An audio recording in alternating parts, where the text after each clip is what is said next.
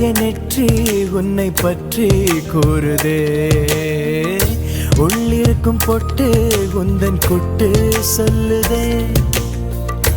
என்னுடைய பார்வை கழுகு பார்வை தெரிஞ்சுக்கோ. எனக்கு இருக்கும் சக்தி பராசக்தி புரிஞ்சுக்கோ. கால் கொலுசு தான் கலக்குது,